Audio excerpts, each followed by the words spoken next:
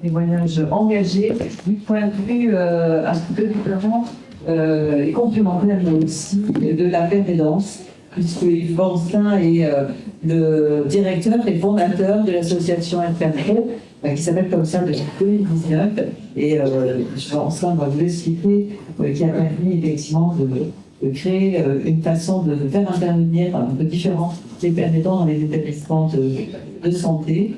Donc, je laisse la parole à Yves qui va nous faire aussi un témoignage de son expérience.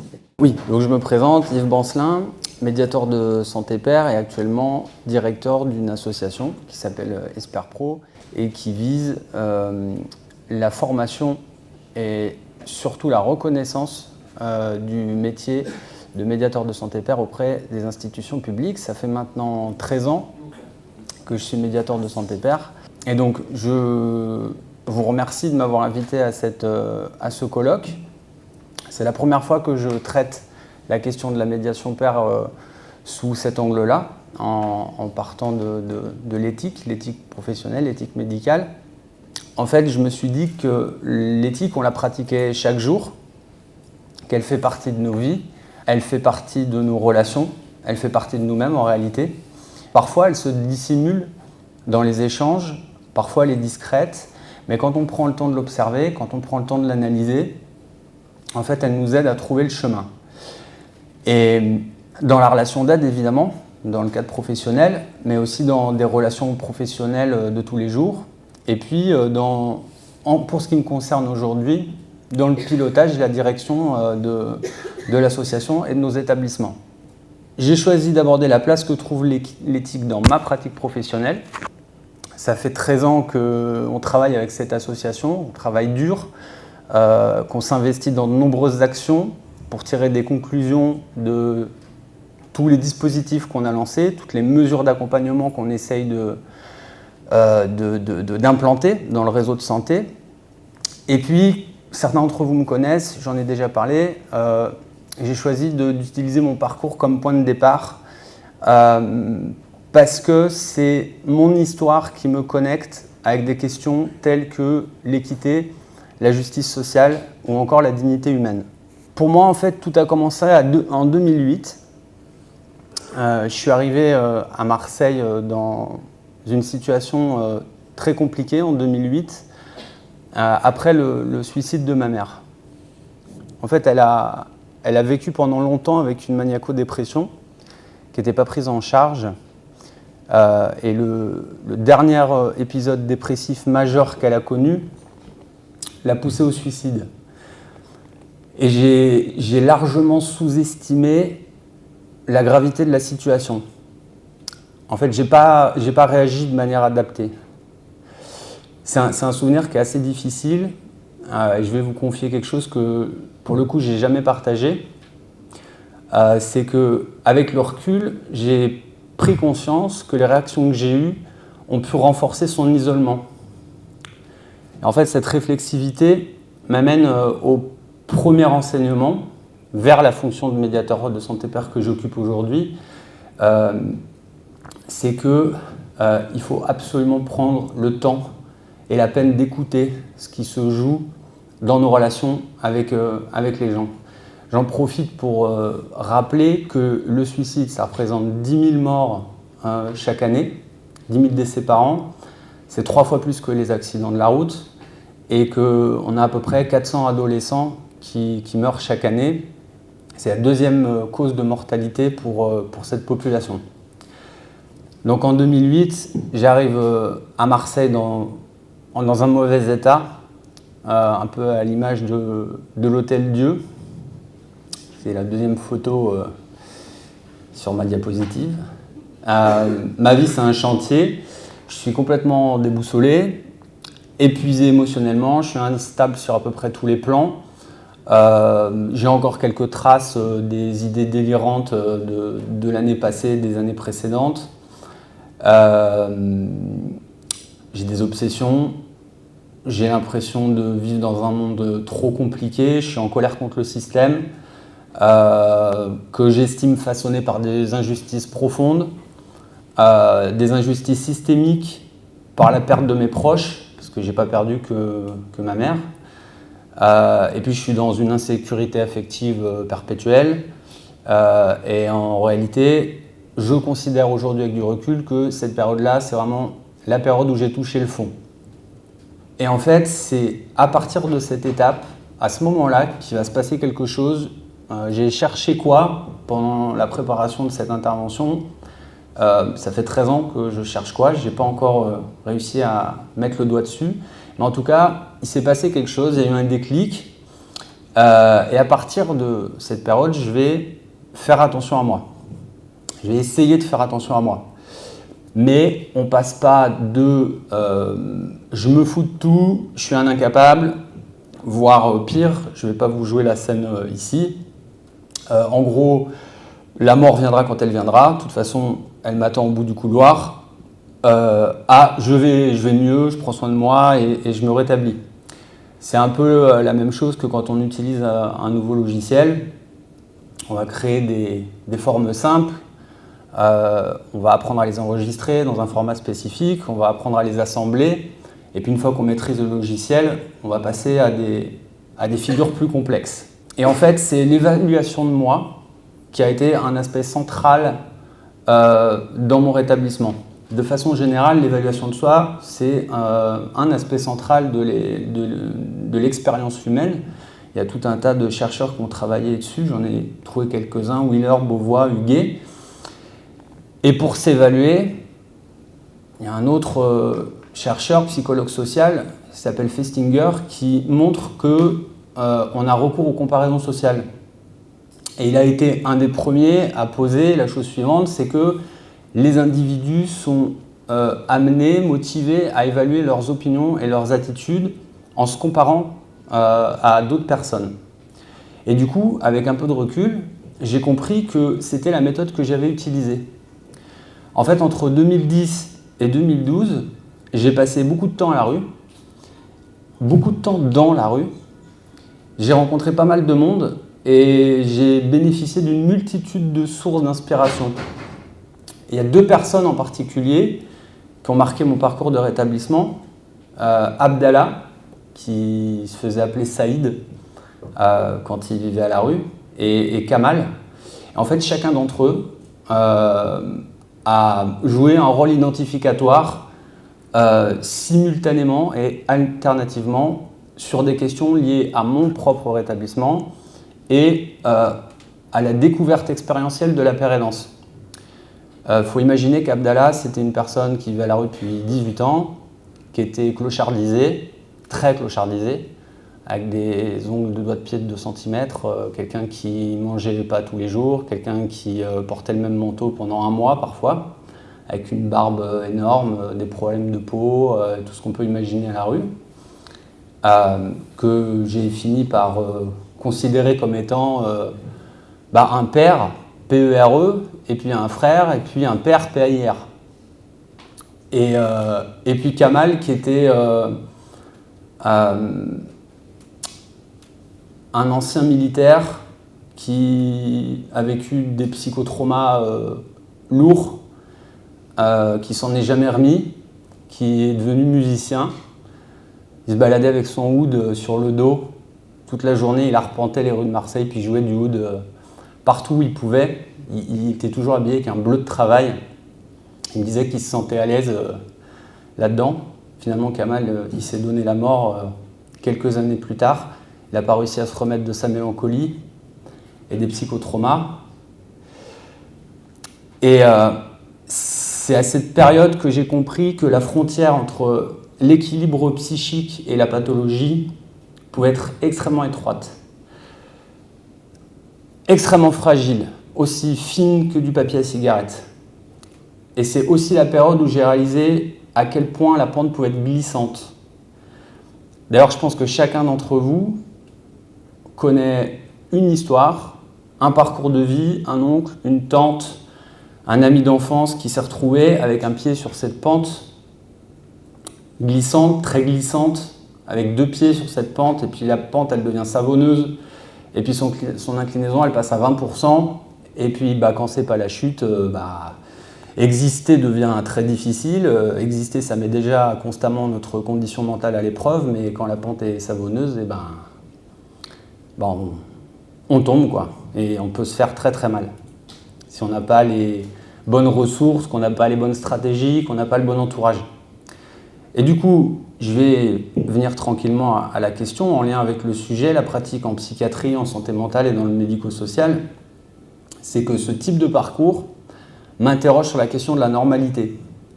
Alors la normalité, c'est un concept qui est hasardeux, qui permettrait de caractériser ou de définir la répartition d'individus dans une population selon des critères qu'on choisit.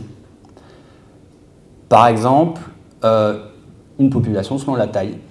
En France, les hommes font en moyenne 1,75 m et les tailles vont se répartir selon la courbe de Gauss, qui va être assez régulière suivant tout un tas de situations.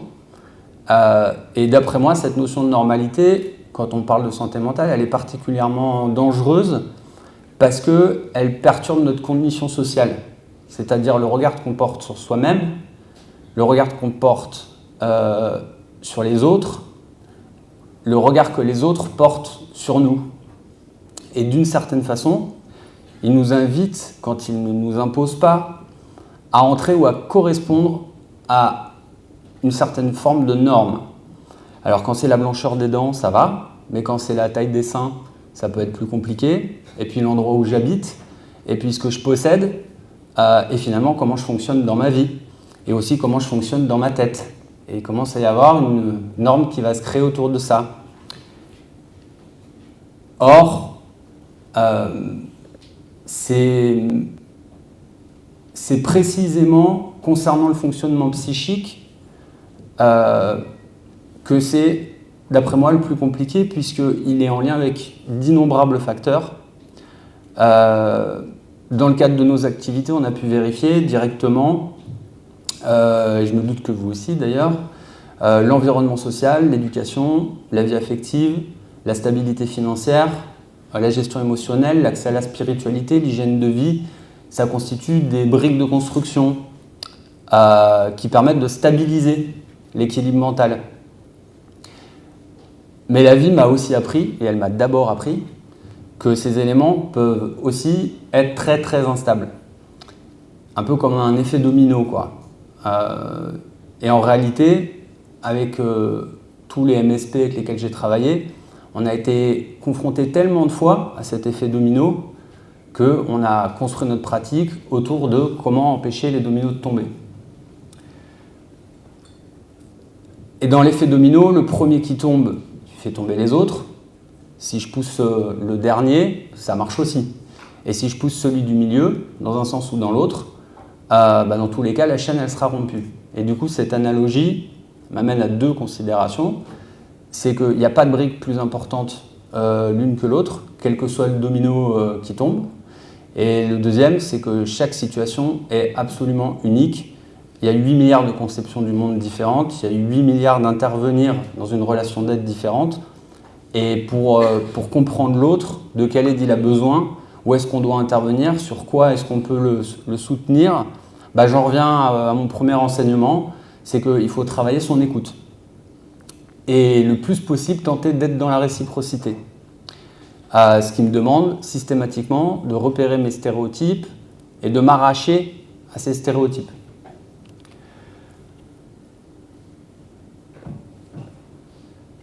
Qui s'est déjà amusé à aligner quelques dominos pour les faire tomber? Donc vous serez d'accord avec moi pour dire que pour faire ce genre de jeu, le mieux c'est de les relever un à un et dans l'ordre, de ne pas s'amuser à les sauter. Et est-ce que vous vous êtes jamais dit que ça serait cool d'avoir une stratégie ou une technique pour que ces dominos ils restent debout?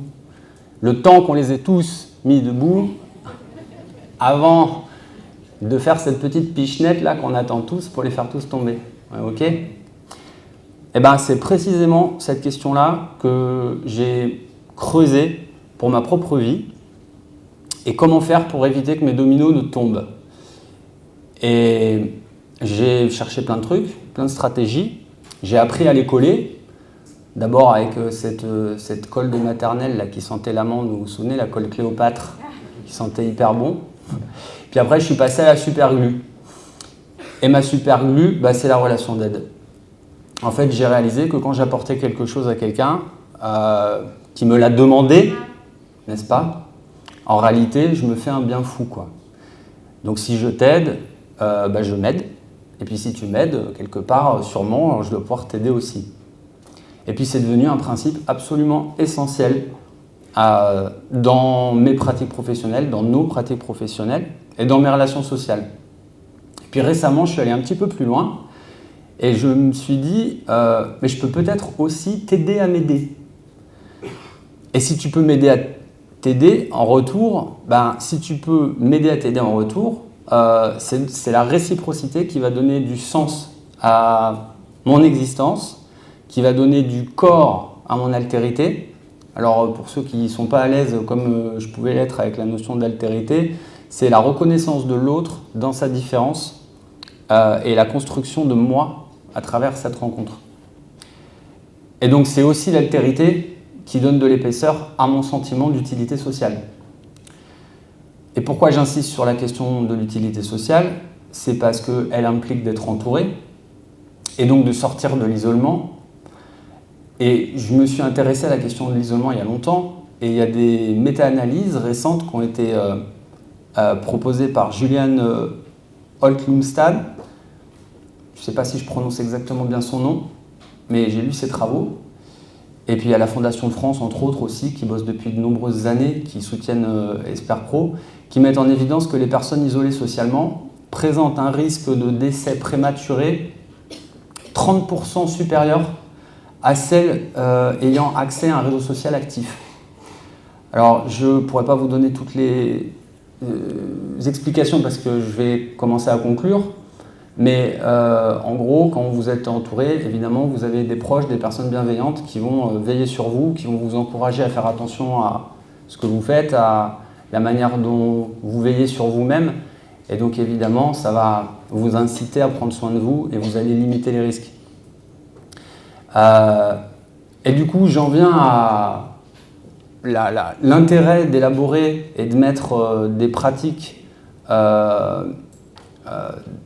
à inscrire des pratiques dans un réseau, c'est que, autour de la question de l'accès à la socialisation, hein, bien sûr, d'abord tous ces domaines, le logement, le travail, la santé, les loisirs, relèvent de droits fondamentaux, inscrits dans des constitutions nationales, dans des déclarations internationales, ou des codes spécifiques, le code du travail par exemple, le code de la santé. Et donc l'État, il a pour obligation de garantir ces droits, évidemment, qui sont à la fois des principes directeurs et des droits opposables, comme par exemple le DALO pour le logement. Et puis nous, en tant qu'acteurs de terrain, on a besoin les uns des autres pour fonctionner. Quand quelqu'un a vraiment des grosses difficultés et se retrouve dans une situation complexe, imaginez qu'on peut intervenir seul, quel que soit le niveau de connaissance qu'on a, quel que soit le niveau de compétence qu'on a, c'est juste impossible. On a besoin de tous les bords, on a besoin de tous les avis, on a besoin de tous les profils, on a besoin de tous les modèles identificatoires, on a besoin de ne pas créer de relations de dépendance, on a besoin de faire de sorte que la personne puisse trouver un maximum de ressources dans un maximum d'endroits. Et je crois que ça, c'est un des enjeux fondamentaux de nos métiers. J'arrive sur la fin.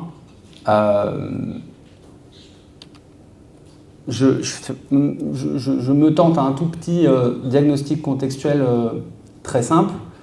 La transition entre les lieux d'hospitalisation, parce que la psychiatrie et le traitement des troubles psychiques sévères en France s'organisent entre les unités hospitalières et les unités ambulatoires.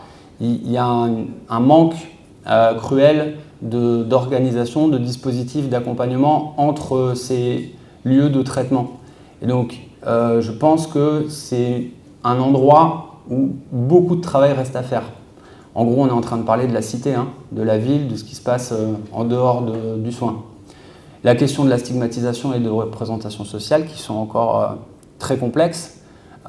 Et j'associe à la stigmatisation l'autostigmatisation, le poids du regard finit par des autres sur soi, finit par détruire ce qui reste d'espoir, d'estime, de confiance, etc. Et donc il y a un énorme travail à faire pour permettre aux gens de se réapproprier une nouvelle image d'eux-mêmes. Et puis il y a la question de l'isolement, évidemment, je vous en ai parlé. Énormément de choses sont à faire aussi, et pas si compliquées que ça. Donc du coup, la solution qu'on a trouvée avec EsperPro, ça rejoint un petit peu ce qui a été dit précédemment. Primum non nocere, d'abord ne pas nuire. Et plutôt que de vous donner des solutions directes, je vais proposer un certain nombre de choses qui peuvent représenter des obstacles au rétablissement.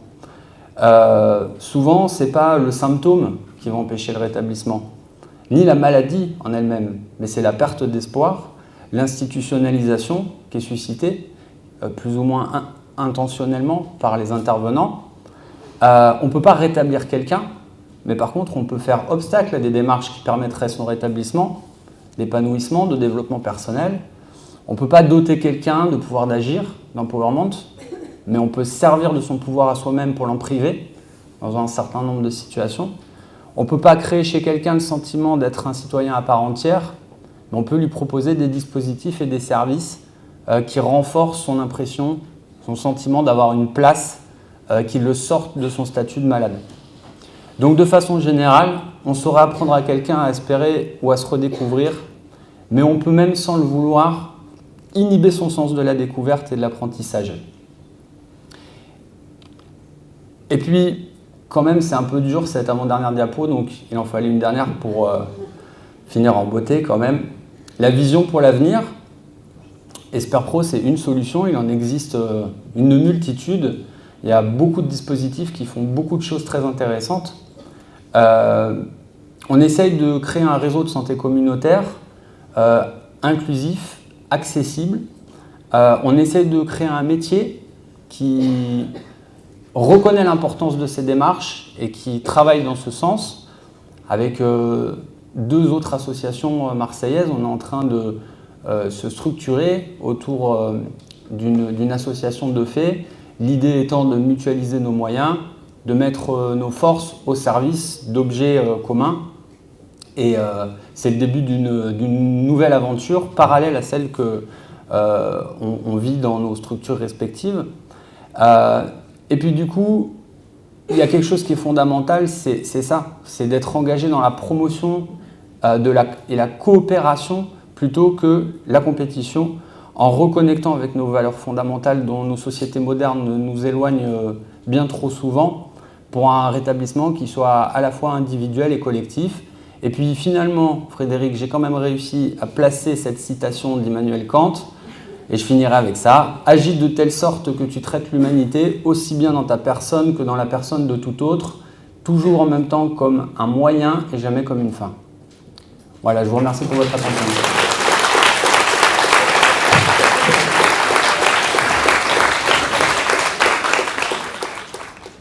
Ce qu'il faut comprendre, c'est que la maladie mentale se déclare dans un contexte et qu'un certain nombre de dispositifs travaillent sur l'individu, les conséquences de la maladie et les stratégies pour l'aider à surmonter ces conséquences.